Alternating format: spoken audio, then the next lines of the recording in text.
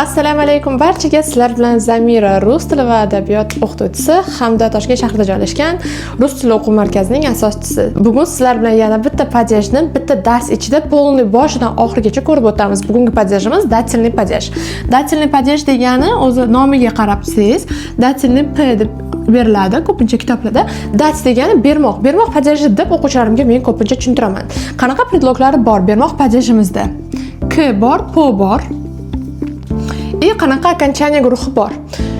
Окончание guruhini hozir yozib ketaman.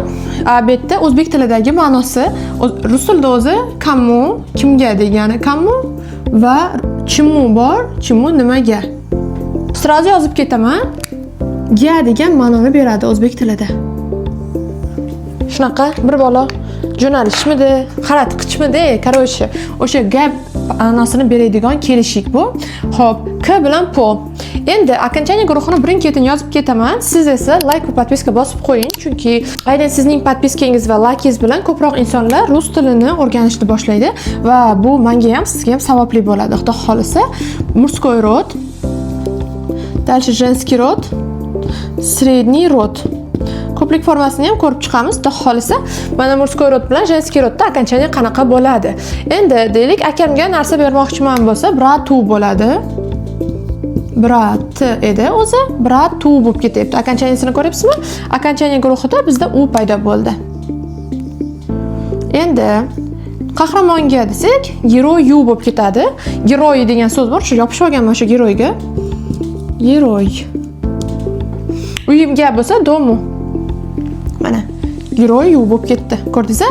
Voy, geroyu bo'lib ketdi deb geroy deb yozyapman baribir. Geroyu, qahramonga. Kimga? Qahramonga. Endi женский rodda qanday bo'ladi? Onamga bo'ladi birinchisi. Har doimgidek yana shu so'z. Endi bir xil primerlar olishga harakat qilaman, har xil padejlarda tushunishingiz uchun. Onamga bo'lsa ma me. Endi simga bo'lsa simye bo'ladi. Baribir ye ekan окончаниесі. Sim, мягкий знак. Ye, dать семье. Endi dать окну, xuddi bu мужской rodda окончаниесiga o'xshab ketadi. Средний rodda ham eslab qolishingiz kerak. Masalan, derazaga oldiga borib turaman desam, окну bo'ladi, к морю bo'ladi. Или dать морю bo'ladi. Bu bizning mana окончание guruhimiz edi. Мужской, женский, средний rodda. Keling endi k qanaqa ma'noda kelishini ko'rib chiqaylik. Nikiga yoki oldiga. Onamnikiga debsanmi deydi-ku, o'shanda ya idu k ma me deysiz. Ha, onamnikiga ketyapman. K ma me. Yoki akamning oldiga bo'lsa k bratu, uyimning oldiga, uyimnikiga deymiz. Uyimning oldiga bo'lsa k domu. Endi po bo'yicha bo'ylab ma'nosini beradi.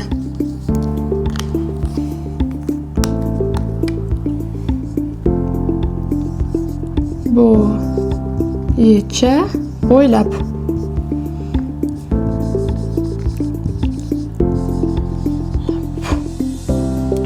O'zi menda yana bitta mavzu bor. Imенно grammatika. Siz rus tilida harakat fe'llari bilan bemalol kirib o'tib ko'rsangiz bo'ladi. Bizda yana rus tili grammatika siz playlistimiz ham bor. Undan tashqari rus tili audio degan playlistimiz bor. Bemalol hammasini ko'rsangiz bo'ladi. Ular hammasi tekin, ochiq dostupda bor. Buni oldiga qo'shimcha qilib ularni ham ko'rsangiz ancha foydali bo'ladi. Po bo'yicha bo'ylab. Endi gap yozaman. Чтобы yanada yaxshiroq tushunishingiz uchun har bitta primerga. K nikiga oldiga yoki qanaqa fe'llar bilan kelishi birinchi boshida predlog siz. Именно o'zini aytsam nima bo'ladi? Ana podarila.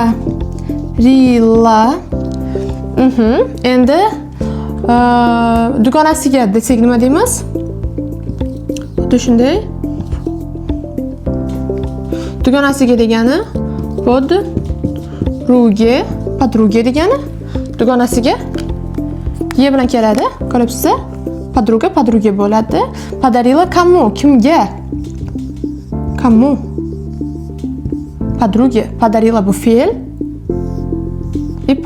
Podruge Bu как to'ldiruvchi bo'lib kelyaptimi? Ha, to'ldiruvchi dedim o'zbek tilida, дополнение deydi o'zbek tilida, rus tilida.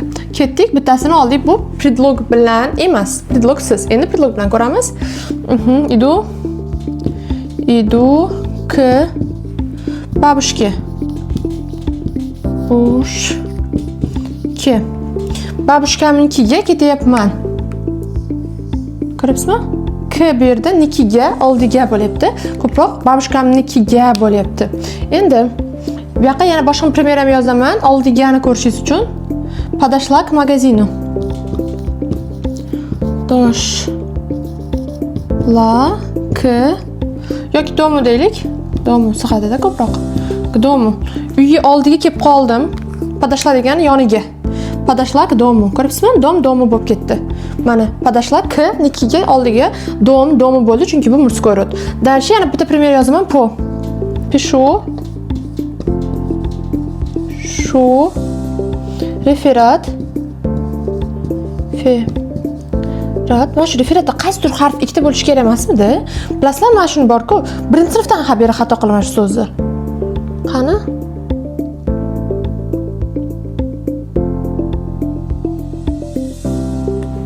Yo'q. Bormi yo'qmidi? Ha, men ko'pincha birinchi sinfdan beri mana shu referat so'ziga yana bitta f qo'shaman. Referat bo'lib qoladi. Shu referat po matematiki.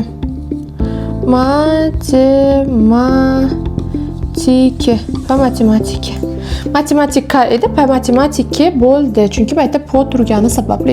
Bu bizim mana predloglar bilan kelinishi edi. Bemalol ko'rib tushunmasangiz bo'ladi. Endi men ko'plik formasini ham tushuntirib ketaman sizga. Bismillah deb. Ungacha siz like bilan podpiska bosib turing. O'zingizga уведомление keladigan qilib qo'ying. Xudo xolasa yangi videolarimiz chiqqanda quruq qolib ketmaysizda. Sizga SMS keladi. Zamira sizlarga yana bitta qo'shimcha dars chiqazdi. Tez kirib ko'ringlar, o'rganinglar deb. Endi ko'plik formasi. Yam deb keladi ko'pincha ko'plik formasida. Yam. Yumshoq osnovaliklar har doimgidek am окончание oladi, qattiq osnovaliklar yam окончание oladi. Masalan, onalarga bo'lsa mam. Uylarga bo'lsa domam. Endi yamga bratiyam. Yam yoki Maryam. Shunday qilib mana ko'pligini ham ko'rib chiqamiz. Agarda onalarimizga beramiz desak, mamam bo'ladi, akalarimizga bo'lsa bratiyam bo'ladi, uylarimizga bo'lsa dammam bo'ladi, dengizlarimizga bo'lsa Maryam bo'ladi. Nimaga?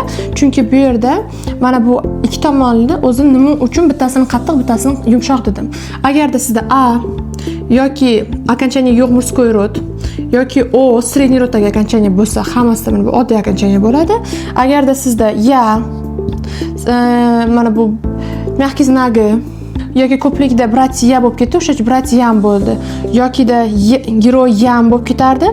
More bo'lgani Maryam bo'lib ketdi. Ko'ryapsizlar? Agarda mana bunaqa окончаниялар bo'lsa, yam bo'ladi. Agar bunaqa окончаниялар bo'lsa, am bo'ladi ko'pincha. Xudo xolasa mana shu mavzularning hammasini tushunib olasiz degan umiddaman. Men orqali rus tilini o'rganayotganingiz uchun juda ham xursandman. Xudo xolasa keyingi darslarda ko'rishguncha paka-paka.